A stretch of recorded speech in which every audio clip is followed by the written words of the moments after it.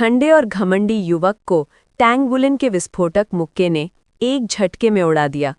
जैसे ही उसका मुक्का युवक के चेहरे से टकराया, टैंगबुलिन ने अपनी ब्लू सिल्वर ग्रास की बंधन को खोल दिया, जिससे वो घमंडी युवक तोप के गोले की तरह कमरे से बाहर उड़ गया। एक धड़ाम की आवाज़ के साथ वो युवक हॉल की दीवार में जा धंसा। हाँ, वो सचमुच धंसा था। टैंगबुलिन की ताकत के सामने वो जरा भी प्रतिरोध नहीं कर सका।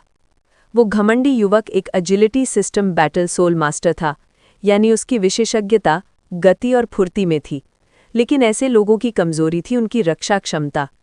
अगर वो चोट खा ले तो बच पाना मुश्किल होता है, और अगर सामने वाला टैंगबुलिन जैसा व्यक्ति हो जिसकी जन्मजात ताकत एक पावर सिस्टम सोल मास्टर से भी अधिक हो, तो नतीजा तय था।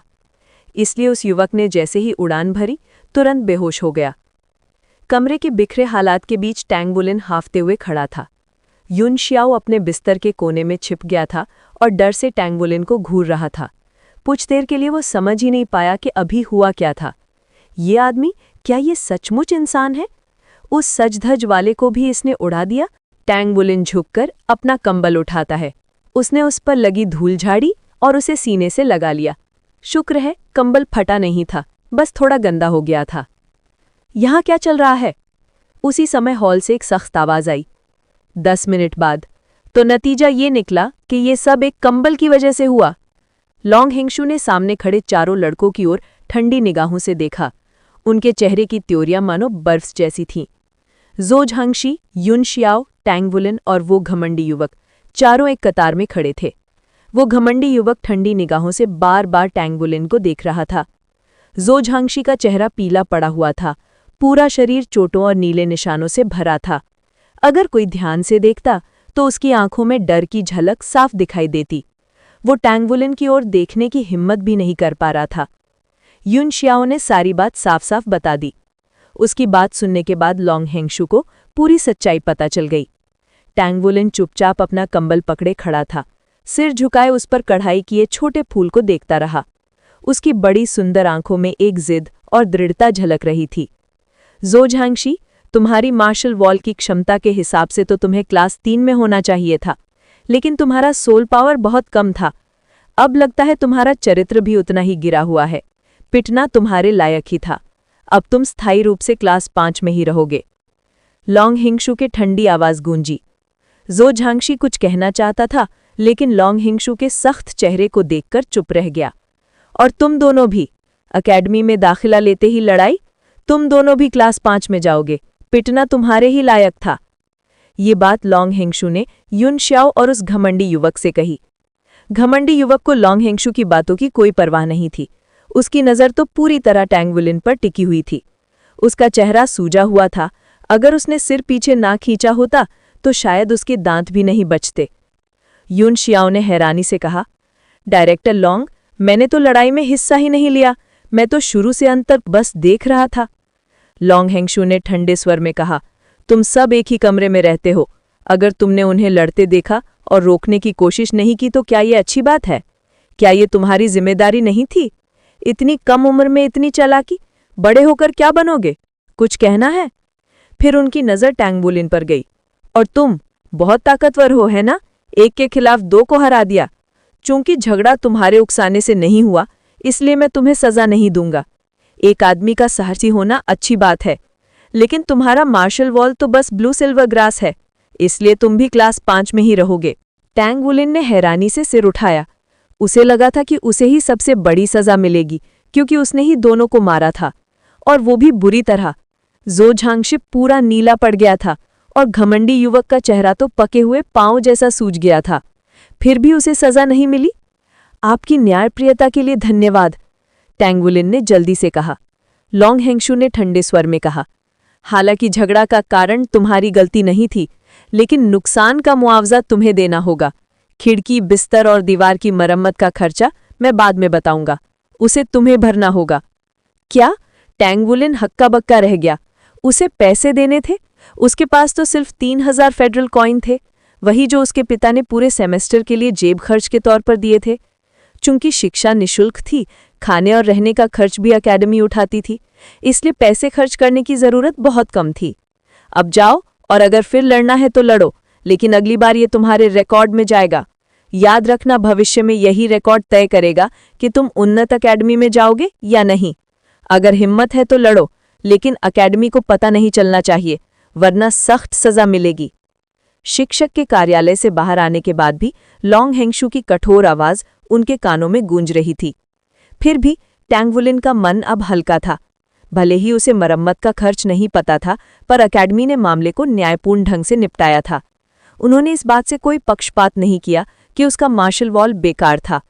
शिक्षण भवन के बाहर लॉन्ग हेंगशू ने अपने सचिव की ओर नजरें सिकोड़ते हुए कहा, टैंग वुलिन की प्रोफाइल मुझे दो।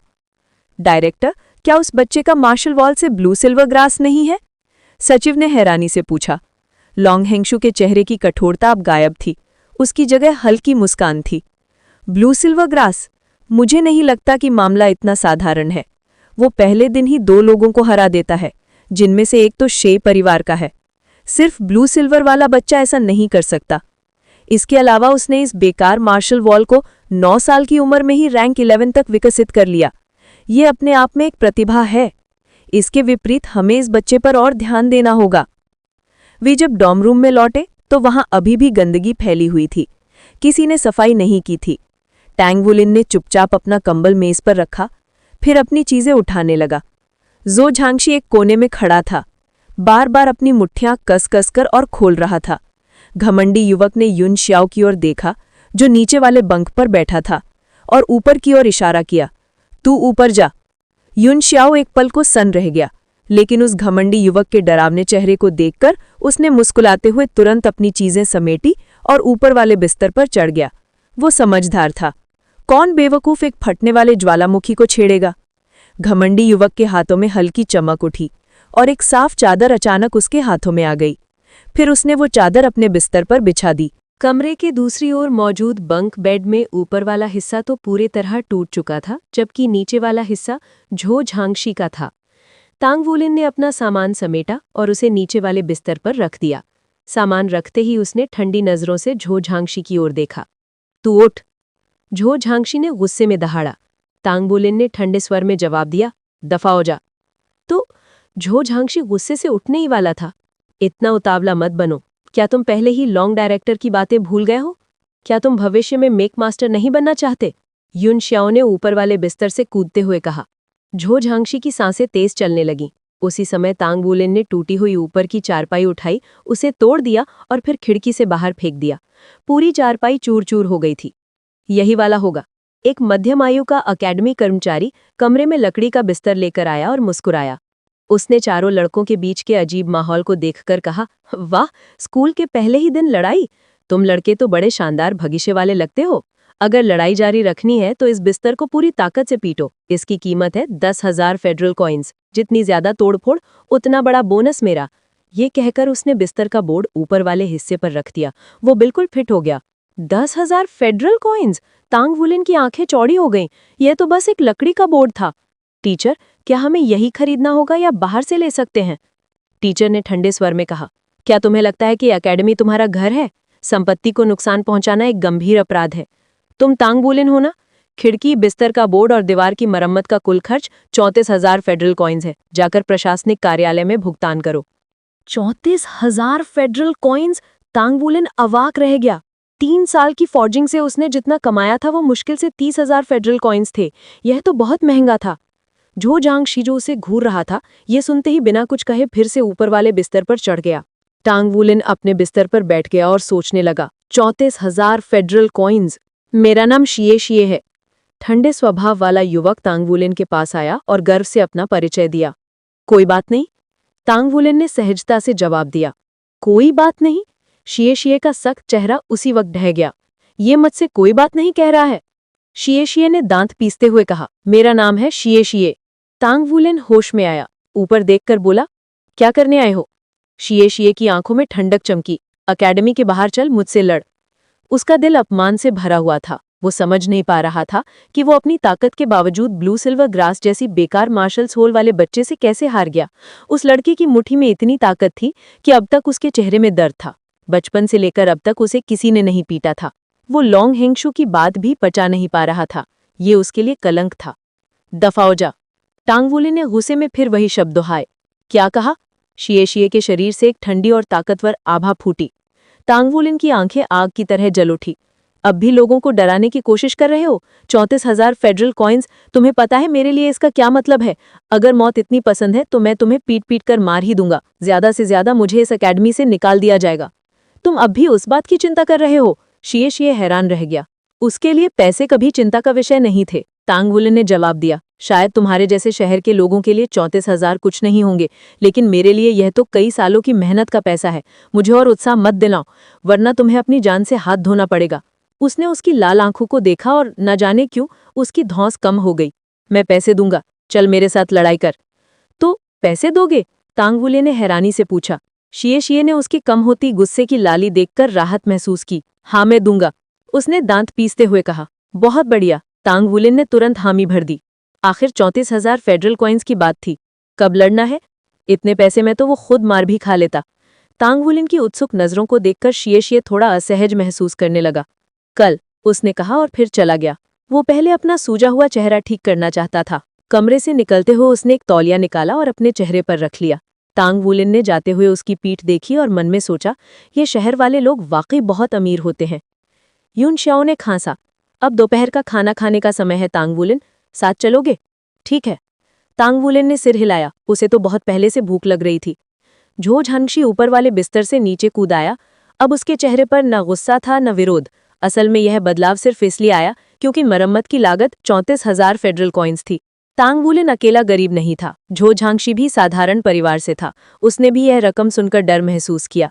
ये सब झगड़ा उसी की वजह से शुरू हुआ था, फिर भी टांग वुलिन ने उससे कोई पैसे नहीं मांगे। इससे उसकी टांग वुलिन के प्रति धारणा बेहतर हो गई। यून श्याओ आगे आगे चल रहा था और पीछे टांग वुलिन और झो झांगशी थे। इंटरमीडिएट डिवीजन का डाइनिंग हॉल मुख्य भवन के बगल में एक छोटा सा 3 मंजिला भवन था। इसमें अकेडमी के सभी 6 कक्षाओं के छात्र भोजन करते थे। पहली और दूसरी कक्षा के छात्रों के लिए पहली मंजिल थी। डाइनिंग हॉल में केवल मेजें थीं, कुर्सियां नहीं। यह ईसी अकेडमी की परंपरा थी।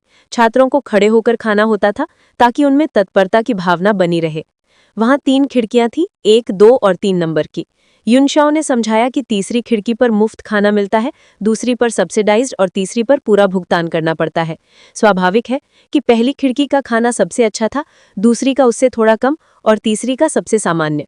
तीसरी खिड़की के पास लगे बोर्ड पर लिखा था, भाप में पके हुए बन या स्टीम्ड बन्स। झो झांगशी ने टांग वुलिन की ओर देखा। टांग वुलिन, चूंकि हमें लड़ने नहीं दिया जा रहा, क्यों ना हम यह देखें कि कौन ज्यादा बन खा सकता है, हिम्मत है? टांग वुलिन ने शांत होकर कहा, क्या इतने बन होंगे? झो झांगशी ने आत्मविश्वास से कहा, बिल्कुल, तीसरी खिड़की पर जितना चाहो खा सकते हो। आखिरकार हम सोल मास्टर्स आम लोगों से कहीं ज्यादा खाते हैं। टांग वुलिन ने पूछा, हारने पर क्या सजा होगी? झो झांगशी ने कहा, जो हारेगा वही कमरे की सफाई करेगा। अगर मैं हार गया तो तुम्हारे सारे गंदे कपड़े धो दूंगा। कैसा रहेगा? टांग वुलिन ने गहरी सांस ली। मुझे बहुत भूख लग रही है। टांग वुलिन ने एक अजीब बात महसूस की। ऐसा लग रहा था कि जब वो खड़े होकर खाता है तो बैठकर खाने की तुलना में ज्यादा खा लेता है। उसके आसपास पहले से ही लोगों की भीड़ इकट्ठा हो चुकी थी। इस लड़के का पेट तो इतना बड़ा नहीं है, फिर ये इतना कैसे खा रहा है? ये तो रिकॉर्ड तोड़ने वाला है। मुझे याद है कि हमारे इंटरमीडिएट एकेडमी का स्टीम्ड बन्स खाने का रिकॉर्ड 43 था। अब तक इसने कितने खा लिए हैं? ये तो पहले ही रिकॉर्ड तोड़ चुका है, 45 खा चुका है। क्या जबरदस्त बंदा है, और देखने में तो ऐसा भी नहीं लगता कि बहुत खाता होगा। वो स्टीम्ड बन्स भी तो हथेली के बराबर बड़े हैं। अकेडमी के बन्स हमेशा इतने बड़े होते हैं। झो झांगशी तो बस टांग वुलिन को देखते हुए हैरान रह गया। उसे हमेशा लगता था कि वो खुद बहुत खा सकता है। आखिर उसने एक बार में 20 बन्स खा लिए थे और पेट फटने जैसा महसूस हुआ था। ये तो सिर्फ मीट और सब्जी के सूप वाले बन्स थे। टांग वुलिन न केवल बन्स खा रहा था बल्कि सूप भी पी रहा था। हर 5 बन्स के बाद वो सूप का बड़ा घूंट लेता था। उसे देखकर ऐसा लग रहा था जैसे वो पूरे मजे से दावत कर रहा हो। हथेली के आकार के वे स्टीम्ड बन्स वाकई बहुत स्वादिष्ट थे। अंदर एक बड़ा मीट बॉल भरा हुआ था। जैसे ही कोई एक बाइट लेता, रसदार चर्बी का स्वाद बाहर निकल आता। ये सचमुच बहुत लजीज था। सबसे बड़ी बात, उसे अभी भी पेट नहीं भरा था। सबको थोड़ा कष्ट दूंगा। 50वां बन खत्म करने के बाद टांग वुलिन तीसरी खिड़की की ओर चला गया। युन शिया ने झो झांगशी के कंधे पर हाथ रखा। चलो अब कमरा साफ करने चलते हैं। अब समझ आया कि वो तुमसे ज्यादा ताकतवर क्यों है। ये ऊर्जा संरक्षण का नियम है, जितना ज्यादा खाओगे उतनी ही ज्यादा ताकत होगी। झो झांगशी का चेहरा मुरझा गया। टांग वुलिन ने और 20 बन्स ऑर्डर किए हैं। घर पर भी टांगजीरान और लांगयुए के लिए टांगवुलन को खिलाना सबसे बड़ा सरदर्द था। ये बच्चा तो जैसे खाने की मशीन था। और जब नार घर पर थी तो दोनों में इस बात की प्रतियोगिता होती थी कि कौन ज्यादा खाएगा। झो झांगशी अपनी उम्र के बच्चों में काफी बड़ा खाने वाला था, लेकिन टांगवुलन तो एक अलग ही स्तर पर था। उसने गहरी सांस छोड़ी और टांगवुलन की ओर देखा। मैंने कभी नहीं सोचा था कि कोई पूरी गाय भी खा सकता है, लेकिन अब तुम्हें देखकर विश्वास हो गया। मैंने शर्त मानी थी तो हार भी मान लेता हूँ। मैं जाकर सफाई शुरू करता हूँ, तुम अपना रिकॉर्ड बनाते रहो। हाँ ठीक है, टांगवुलन ने सिर हिलाया। वो जीतने हारने की नहीं बल्कि सिर्फ पेट भर खाने की परवाह करता था। अंततः इंटरमीडिएट एकेडमी का नया रिकॉर्ड बना, 80 बंस और 5 बड़े कटोरे सब्जी के सूप के। जब टांगवुलन संतुष्ट होकर भोजनालय से निकला तो सबकी निगाहें उसी पर थीं। वो जब हॉस्टल वापस पहुंचा तब झो झांगशी कमरे की सफाई कर रहा था, लेकिन उसने टांगवुलन के कपड़ों को नहीं छुआ क्योंकि वुलन ने कहा था कि वो खुद धोएगा। युनशिया उसकी मदद कर रहा था। धीरे धीरे कमरे का माहौल काफी सौहार्दपूर्ण हो गया था। उसी वक्त शिए तौलिए में लिपटा चेहरा लेकर अंदर आया। उसके चेहरे की सूजन कुछ कम हो गई थी, लेकिन फिर भी वो बुरा दिख रहा था। ये लो, उसने कागज का एक थैला टांगवुलन की ओर फेंका। टांगवुलन ने थैला खोला और उसमें नोटों का ढेर देखा। इतना पैसा देखकर वो थोड़ी देर के लिए दंग रह गया। जब उसने ग्लोरी बाउंड सिटी में 30,000 फेडरल कॉइन कमाने की कोशिश की थी तो उसे 3 साल लग गए थे, लेकिन इन अमीर लोगों के लिए तो ये बस जेब खर्च था। कल से क्लास शुरू है तो कल स्कूल के बाद मेरे साथ चलना, शिए ने ठंडे स्वर में कहा। ठीक है, टांगवुलन ने बिना झिझक जवाब दिया। युनशिया ने कहा, शिए जाने दो ना, आखिर हम अगले 6 साल एक ही डॉम में रहने वाले हैं। शिए ने उसे ठंडी नजर से देखा और सीधे अपने नीचे वाले बिस्तर पर लेट गया। टांगवुलन ने युनशिया से पूछा, अगर मैं आज दोपहर बाहर जाऊं तो कोई दिक्कत तो नहीं होगी? युनशिया ने उत्तर दिया, अभी क्लासेस शुरू नहीं हुई है तो कोई परेशानी नहीं है, बस लाइट्स बंद होने से पहले लौटाना वरना अनुशासनात्मक कार्रवाई होगी। अनुशासनात्मक कार्रवाई सुनकर टांगवुलन थोड़ी देर को घबरा गया। उसे सजा का नहीं बल्कि जुर्माने का डर था। मैं समय पर लौट आऊंगा। अपने कपड़े और कंबल धोने के बाद टांगवुलन हॉस्टल से निकल गया। मेंगटैन के निर्देश के अनुसार ईस्ट सी शहर आने के बाद उसे ब्लैकस्मिथ एसोसिएशन जाना था। मेंगटैन ने उसे शहर में अपनी वर्कशॉप का पता भी दिया था। वहां कोई नहीं था, लेकिन फोजिंग ह्यू मौजूद था ताकि वो वहां अभ्यास कर सके। उसने कहा था कि ब्लैकस्मिथ एसोसिएशन में रजिस्ट्रेशन करवाना जरूरी है ताकि वो टास्क ले सके और अपने कौशल को निखार सके। हर महीने मेंगटैन आकर उसकी प्रगति की जांच करेंगे और उसे मार्गदर्शन देंगे। गोल्ड लाइट नाम की घास सांप आत्मा से जुड़ने के बाद टांगवुलन और भी ज्यादा मेहनती हो गया था। 1000 रिफाइनिंग पूरा करने के बाद उसे एहसास हुआ कि भविष्य में वो भी अपने शिक्षक की तरह एक महान लोहार बनेगा। इसलिए वो ढील नहीं दे सकता था, साथ ही वो पैसे भी कमा सकता था जिससे अपने परिवार की मदद कर सके और भविष्य में नार को ढूंढ सके। उसने युनशिया से ब्लैकस्मिथ एसोसिएशन का रास्ता नहीं पूछा ताकि किसी को पता न चले कि वो एक लोहार है। वो पहले प्रशासनिक भवन गया और अपना जुर्माना भरा, फिर एकेडमी से बाहर निकल गया। ईस्ट सी शहर का अपरिचित माहौल उसके दिल पर फिर से भारी लगने लगा। ग्लोरी बाउंड सिटी सचमुच अच्छी थी, कितनी शांत और प्यारी। उसे ब्लैकस्मिथ एसोसिएशन का पता तो नहीं था, लेकिन उसके पास मुंह था पूछने के लिए।